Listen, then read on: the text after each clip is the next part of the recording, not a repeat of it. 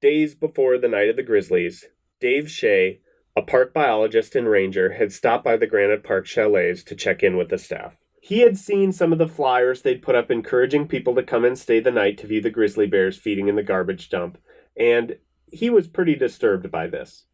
Biologists like Shea at this point in the late 1960s kind of were beginning to understand better the tactics needed to ensure the safety of bears and humans. Other parks like Yellowstone had already begun implementing programs to decrease human bear interaction, as we mentioned before, by closing the bleachers around dumps, starting to close down some of the open dumps, decrease littering, that kind of thing. He and Bert Gildert, who had responded to Coon's attack, both submitted reports to park leadership at least 4 days prior to the attacks occurring, asking them to start discouraging the activity of promoting bear watching with the garbage and the open garbage dumps that were open to bears. 4 days later, Shea would awake after a lightning storm to the news of Helgeson's death near the Granite Park chalets. The next day, National Park headquarters contacted him and ordered him to proceed to the Granite Park chalets and eliminate any bears seen coming to feed on garbage. Shea took his .300 Magnum rifle and, with 5 other rangers, perched on the balcony of the chalets overlooking the garbage dump. They ultimately eliminated 3 bears in the chalet's dumpster, including a mother bear who'd been coming to the dump with her cubs. When they examined the mother bear, she was found to have dried blood covering her claws and fur. The bear responsible for Helgeson's death could now be accounted for. But what about that bear that Gildert had eliminated near Trout Lake? Necropsy of the bear killed by Gildert at Trout Lake was quite revealing. First of all, the bear was very old, probably at least 20 years old, and was totally emaciated. It was just skin and bones. The sow, which should have weighed around 350 pounds, as we mentioned, barely cracked 200 pounds. Examining the bear's mouth, the rangers found shards of glass, which was really a clear indication that the starving bear had resorted to chomping on even indigestible garbage in a last-ditch attempt to get nutrition. Within the bear's stomach, they were able to find definitive confirmation that they had successfully eliminated the bear that had attacked Michelle Coons. They found locks of blonde human hair. It turned out that the Trout Lake bear was actually quite familiar to park staff. It had been observed all summer long hanging around some of the private camps near Lake McDonald, dumpster diving, approaching humans in a way that was unnatural. It just seemed like it was losing its fear of humans and was becoming a little bit too aggressive and habituated. Just as the Granite Park chalet bears had been accustomed to human refuge to their trips to the Granite Park chalet dumpster, this bear had developed a habituation to humans and an association of the human scent with food. It became attracted to man, and this was an attraction that would prove fatal for both the bear and Michelle Coons. Why had the park been able to successfully exist since 1910 without any fatal bear attacks, only to have their luck run out, not once, but twice in the early morning hours of August 13th, 1967? As we'd mentioned previously, the summer had been hot and dry. The typical yield of berry bushes, roots, and grasses, the majority of a bear's typical diet, had been super poor. And in addition, you've got these fires raging throughout the park that's perhaps shifting bears out of their usual territories and moving some of the bears around and possibly kind of out of some of their backcountry haunts and closer to where they're going to have human interaction. It should probably come as no surprise then that the starving bears, pressured from their typical backcountry haunts into human-dense areas full of food, would eventually result in tragedy. The bear that attacked Michelle Coons at Trout Lake was clearly starving and had clearly come to associate the smell of humans with food. It was probably curiously checking out the group of campers near the lake, and the combination of hunger, curiosity, and being startled by Coons screaming out probably stimulated its attack. The bear that attacked Helgeson near the Granite Park chalets was also likely desperate for food, as it was trying to feed not just itself, but its 2 cubs during an extremely lean summer with few natural food sources. It should be noted also that Helgeson and Ducat were camped along the path from the chalets to the garbage dump. It's very likely that it seemed to the bear as if Helgeson and her partner were just another food source to be scavenged. In the years following the night of the Grizzlies, National Park Service bear policy underwent a dramatic transformation. National park rangers like Gildert returned to backcountry camping areas to clean up bag after bag of garbage. He reported that at the Trout Lake area, he and another ranger were able to bag up 17 full burlap sacks of garbage. The National Park Service also established the first leave no trace, pack in, pack out policy so that everyone venturing into the backcountry to hike or camp would be sure to bring out all the pieces of garbage that they'd brought in.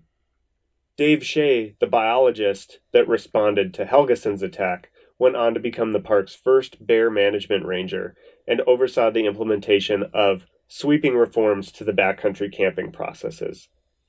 Dispersed camping was replaced with dedicated backcountry campsites that incorporated designated fire pits that were separate from where people would sleep, as well as bear-proof storage equipment for food. The number of pages dedicated to bear policy and bear safety in the Glacier National Park Handbook went from 3 to 50, so it became much more comprehensive. Yellowstone National Park, the other national park in the lower 48 states with a large grizzly population, wasn't able to transition quite as smoothly. While they also moved to clean up backcountry campsites and put in bear-proof garbage cans, their large open pit dumps had so accustomed the bears to human food that when they shut them down, the bears didn't know where to turn for natural food sources. The bears, starving and confused, wound up having an increasing interaction with humans over the coming years, and Yellowstone would average around 50 bear encounters per year over the 5 years following the night of the Grizzlies. And over that time, nearly 200 grizzly bears needed to be euthanized in Yellowstone National Park for displaying aggression towards humans. The population dwindled so much that the grizzly bear wound up needing to be protected by the Endangered Species Act. Over time, the Yellowstone bears did become accustomed to natural food again and developed a fear of humans, but it took years. These days, Yellowstone experiences roughly one human-bear interaction per year, and they've only needed to euthanize 1 or 2 bears per decade, rather than the 200 that needed to be euthanized in the 200 years after the night of the Grizzlies. The most recent grizzly bear fatality inside any American national park was a man named Lance Crosby in Yellowstone National Park in 2015. He was killed in what seems to be possibly a predatory attack by a mother and her cubs on the Elephant Back Loop Trail, which is near Lake Yellowstone. The most recent human-bear interaction in Yellowstone National Park was in June of 2020, when a woman who was hiking alone on the Fairy Falls Trail bumped into a mother grizzly with her cubs.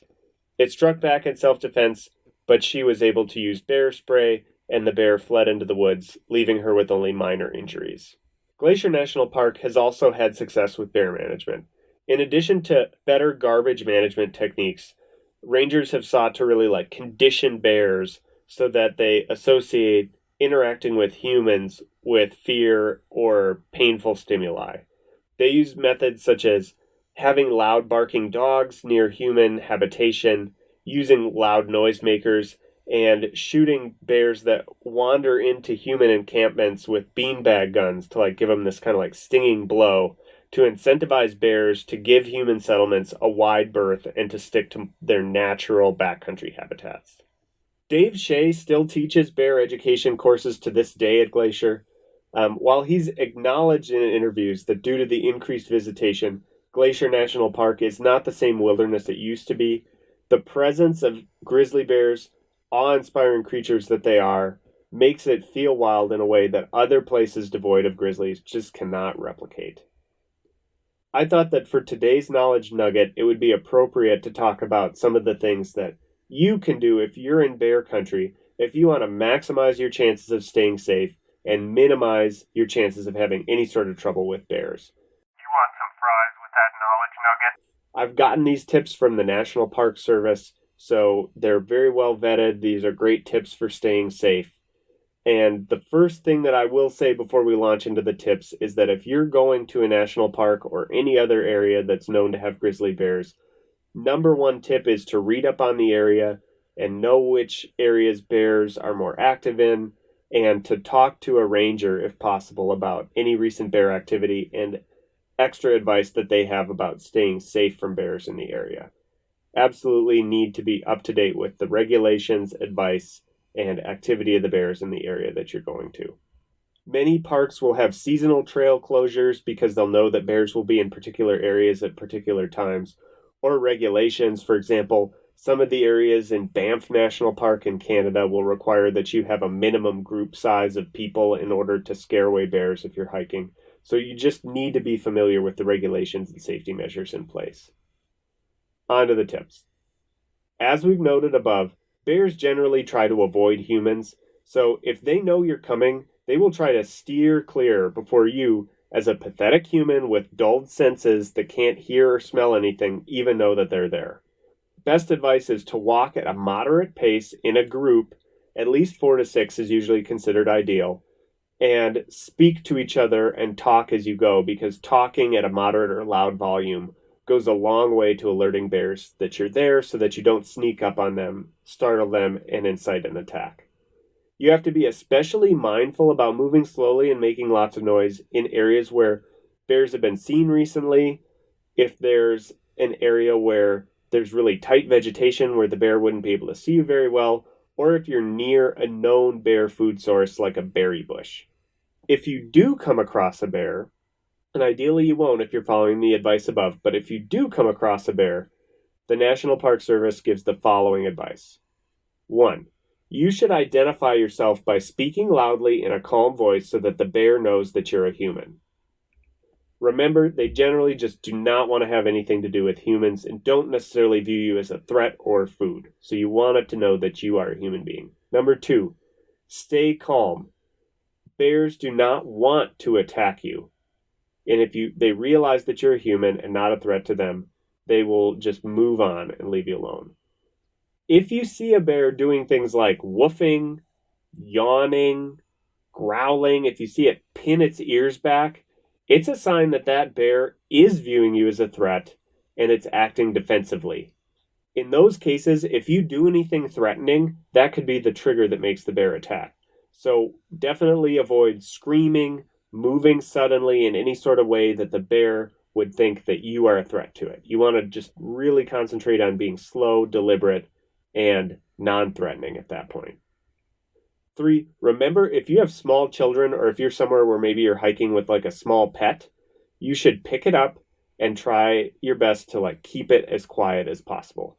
Little children will tend to scream, little dogs will tend to bark, so try to make sure that they stay as quiet as you possibly can and have them under your control so that you don't leave them behind and you're not like enticed to like go back and try to save it from the bear or something like that. Just pick it up, have it under your control.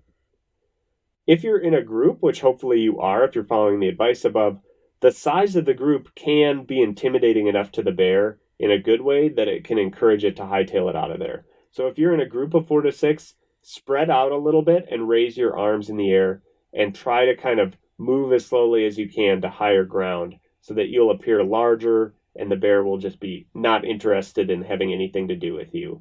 Remember, they like to hunt the weakest, most isolated animals of a herd. So if you have enough people where it's kind of like you're a herd of animals, if you all seem strong and united and intimidating, it's not going to want to have anything to do with you.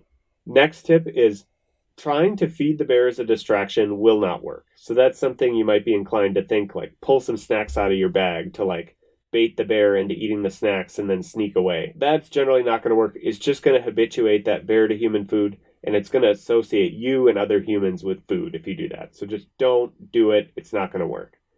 This includes dropping your pack. The bear will just be further intrigued about looking into you as a food source. And you also are going to lose the protection that your backpack would give your back in the event that the bear does attack you. You know, you want to have on anything that could protect you at all. If the bear is just standing there looking at you and it's stationary, which is often going to be the case in these interactions, you should back away and kind of diagonally, kind of sideways back away slowly while continuing to face the bear. You want to keep an eye on that bear at all times to know what it's doing. If it begins to follow you, you should stop. If you try to run, you are not going to run away from that bear. Bears can run 4 times faster than you can. They can run as fast as a racehorse. And there is no way that you could possibly outrun that bear anyway. So running is just going to be like running from a dog. If you run from a dog, you trigger its predatory reflex. Same thing's going to happen to the bear. it's going to be real intrigued in going after you if it knows you're running away, because it's going to start thinking, man, I'm a predator. This could be a possible source of prey. And man, they run slow because they're a human, so I'm going to get them. So running is not going to do you any good. Likewise, climbing a tree, probably not going to do you much good. Grizzly bears don't climb quite as well as black bears do. In fact, it's very common to see black bears just up in trees if you're out hiking. Grizzly bears, not as much of climbers, but they can still climb just fine. And if you're up in the tree, you're stuck. It's going to be hard to use bear spray. It's going to be hard to protect yourself. You're just going to be totally stuck up there. So don't climb a tree. Once you've backed away sideways, leave the area and separate yourself from the bear by at least 100 yards. Once you're at least 100 yards away, if it looks like it's stationary or wandering away from you, most people would recommend just calling it a day at that point and just head back to the trailhead and pick a different trail to hike on that day. If the bear is between you and your exit point, ideally you would take a detour go back and detour around on a different trail that would take you away from the bear. If that's just not an option, if that's just, there's not anything like that you can do, the detour that you take around the bear should give it a very wide berth. Over 100 yards is ideal, as far as you can. And again, ideally on a different trail if you can. Never, ever, ever get between a mother bear and her cubs. If you find yourself in this situation, back out as calmly as you can away from both of them. That's probably the most dangerous bear situation that you can get in. So never, ever, ever approach a mother with cubs and never get between a mother and her cubs. That's just good advice for any animal. I feel like moose is the same way. Really, just don't mess with mama. That's what you got to know. In addition to just avoiding bears using the tips above and trying to safely exit a bear encounter like we just talked about, the only other great thing that you can do to keep yourself safe is to carry bear spray. That's probably the best, most effective way to fight back against a bear. Certainly more effective than using your hands and fists. It's going to be more effective than playing dead. It's even probably more effective than carrying a gun. So I encourage anyone going into bear country, in addition to following all the tips from the Park Service above, to carry bear spray and know how to use it, and if possible, practice using it. What are we talking about with bear spray? It should be clear that the most important aspect of bear safety is avoidance. Bear spray is not a get out of jail free card and shouldn't be used to just go tromping into like aggressive bear areas. Don't do that. Bear spray is made from capsicum, which it's similar to the mace that people will carry as defense against humans, but it's more concentrated. And it should indicate on the can that it is EPA approved and designed and certified specifically for use against bears. Okay, so you should not be using jogging mace or like capsicum joint spray or something like that. It should be legit bear spray. There are restrictions about bringing it on planes. So if you're flying to an area with bears, you might not be able to take it with you on the plane. You should check with your airline. But you may need to buy it when you arrive. Or another option is that a lot of parks will also rent it. So I definitely recommend looking into bear spray availability, either for purchase or rental, ahead of going anywhere with bears. Every single person in your party should be carrying it, because you never know who's going to have the best access to it or who the bear is going to be closest to, or if you're going to get separated at all. So everyone should carry it, period. It should be carried in a holster at hip level or somewhere else where it's like really easily accessible. If it's in your pack, you are going to be in big trouble if you run into a bear, because you're not going to be able to dig that out and handle it calmly while you're having this bear encounter. Too much adrenaline. Also know that it should only be used against bears displaying attacking or aggressive behavior. You shouldn't be trying to spray the bear that's maybe like standing 30 yards from you completely still, who might move away, right? You got to give that bear a chance to get out of there. Okay? So don't go spraying it at bears that aren't displaying any sort of aggressive behavior to you. Also, and this should go without saying, but some people are real dumb. It is not a bear repellent, so you don't spray it on yourself to keep the bears away. It's only a deterrent to be used against bears that are actively about to attack you. Know that it's not 100% effective, but 98% of people who've had to deploy bear spray, they've studied this, 98% of people who have to use it escape uninjured. And most of the people that do get injuries, they wind up being just minor injuries compared to, say, being mauled to death or needing to wind up. in the hospital or intensive care unit or something. Also be reassured that bear spray is non-lethal to the bear, and in addition to saving your life, it negatively conditions the bear to associate being near humans with an unpleasant experience so that it can go on to live the rest of its life relatively safely. So it's a win for you and it's a win for the bear. It definitely beats getting mauled to death or paying a huge hospital bill. When you purchase or rent the bear spray, make sure you review the instructions on the canister and know how to use it before you head out on any sort of hike or anything like that. Because in the moment, you're not going to be able to read those instructions if you need to use it. So know them backwards and forwards. And if possible, either if they have a demo can there or if you're able to buy a bear spray like an inert can as a trainer, you can purchase those. It's good to practice with the particular brand of bear spray that you are getting, because then you can kind of get a sense for how far out the cloud of mace it's going to shoot, how the wind is going to affect it, all that kind of stuff. So it's really good to practice with it if you can. For using the bear spray, follow the instructions on the canister. Most bear sprays generally advise spraying the spray in a cloud in front of the bear's path, like where the bear is moving, when it's roughly 10 to 20 yards away. And the idea is that you want to make the bear pass through the cloud of spray as it's charging you in order to deter it. So you want to spray it kind of just in front of the bear so that it's getting in the bear's face as it walks through the cloud, and you want to continue spraying the bear until it changes direction.